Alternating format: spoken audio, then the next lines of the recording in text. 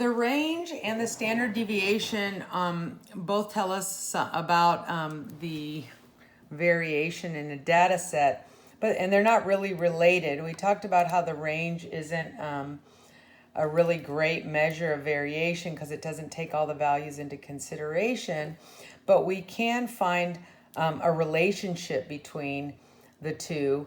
And it turns out that we have something called the range rule of thumb. Okay, so there's a rule of thumb that relates these two measures. Okay, so if you don't have all the data or that sort of thing, you can still get a feel for what the standard deviation is.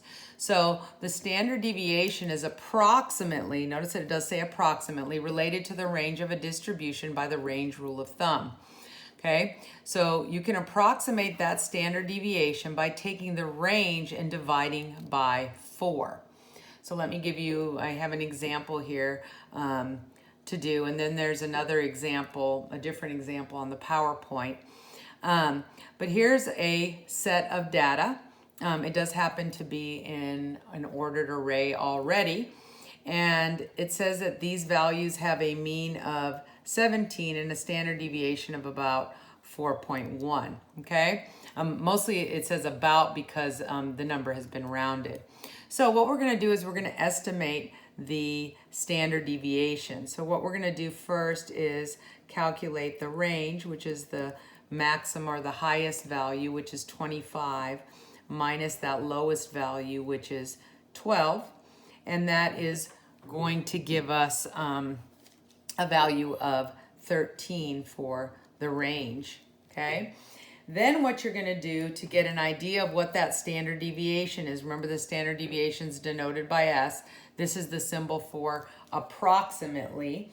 Then you're going to take that range, which is 13, and divide by 4. So what you're going to get is 13 divided by 4 is going to give you 3.25. Now, of course, this does underestimate. It's really just a rough estimate of what you would get. And in fact, it doesn't really, the rule of thumb doesn't really work well when you have very extreme values or outliers, which we'll talk a little bit more later about, but unusual values are it's not gonna work quite as well when we have unusual values. And you already know that because the range is strongly influenced by that. But in this case, it underestimates the value, but it's not that far off. Again, it's just a rough estimate. Another way that we use this rule is by, oops, let me turn the page here, is by, if we know the standard deviation, we can get a very good feel for the range of the usual values in a data set, okay? So the way they're related is, okay, is that you can get the lowest value that you would expect for a data set. You take the mean and you subtract off 2 standard deviations, and you get for the high value, you take the mean and you add 2 standard deviations. Later on, we're going to learn a little bit more about this, but I do want you to know there are some rules out there that we are not going to talk about, Chevyshev's rule and the empirical rule, which tell us about how much of our data we expect to be within certain standard deviations of the mean. So again, we will talk a little bit more about this later in a different, with more context. But for now, this is a good way to get the low and high value, which means you could get the range, okay?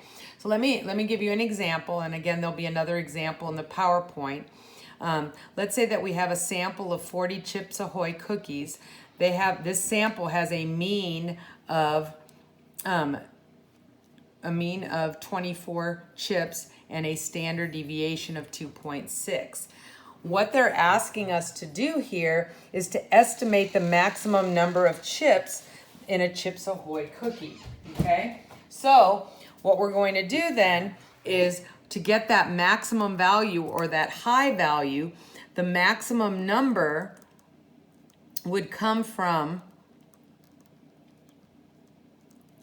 taking, so it's approximately going to be that mean plus 2 standard deviations, okay? So let's go ahead and calculate what that would be. The mean is 24, and then we're going to add 2 standard deviations, which is 2.6. Please remember your order of operations. You need to multiply this first before you add. In other words, remember, multiplication goes first. Okay, so if you multiply 2 times 2.6, you're going to end up with 5.2. And if we add those together, you should expect about 29.2 chips. And if you'd like to round that, you could say about 29 chips is your maximum number. Okay, so that's about our estimate for the maximum number of chips using this rule. Okay, and again, please remember it is an estimate. Okay, so it kind of gives you a feel for what you can expect. This is the low and high value for usual numbers. Okay, so anything outside of this range would be considered unusual. Okay, so here it says, would it be unusual to find Chips Ahoy, a Chips Ahoy cookie with 16 chips? So let's go ahead and see that. Now we've already looked at what it means to be the maximum number. We can also look at the minimum number, okay? We can see that we're looking at the minimum number because the average is 24 chips. So in this case, what we're going to do is we're going to see what it means to be 2 standard deviations below the mean, okay? And so what do we get there? We're going to get 24 minus 2 times 2.6, which we know now is 24 minus 5.2. And so what you're going to see that what we get there is 18.8 chips. Okay, so again, looking at these two values, we expect a usual amount of chips. Usual, not unusual. Usual amount of chips for the cookies is somewhere between, okay, let me just write it this way. The usual number of chips that we would expect. Remember, this is an estimate. Is between 18.8. If you'd like to round, you can. So let's just go ahead and round it. The usual number of chips is between 19 and 29. Okay, from these two numbers.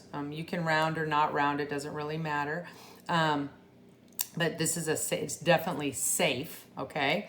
So that means that 16 would be considered unusual. That would be less chips than you should expect in a cookie, okay? So this does give us kind of an estimate and a feel for what we should expect, help us describe our data set, and gives us a feel for what we should expect from our data set. We'll be talking a lot more about this during a later topic, but this is a good introduction. So you can work a little bit with this range rule of thumb.